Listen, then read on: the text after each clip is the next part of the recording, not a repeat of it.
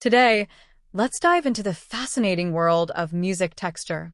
Texture is like the fabric of music. It's how the different layers of sound interact and fit together. There are four main types of texture that musicians and composers work with: monophonic, homophonic, polyphonic, and heterophonic. These might sound complicated, but they're easier to understand than you think. Let's break them down one by one. First, we have monophonic texture.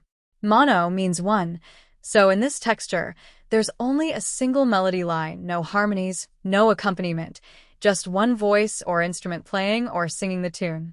Picture someone singing a simple song like "Twinkle, Twinkle, Little Star" all by themselves, or imagine a lone flute playing a melody with no background music.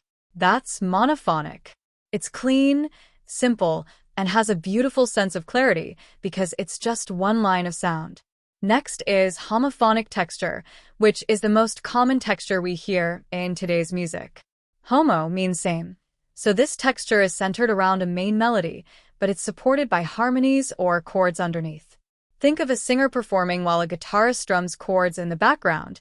That's homophonic. The melody stands out, but it's richer because of the accompaniment. You'll find this texture in a lot of popular music, from pop and rock to classical symphonies. Now, let's add some complexity with polyphonic texture. Poly means many, and here we have multiple melodies playing at the same time. Each melody is independent, but together they create a rich, intricate sound. You can think of polyphonic music like a group of people singing different songs, but somehow they all fit together perfectly.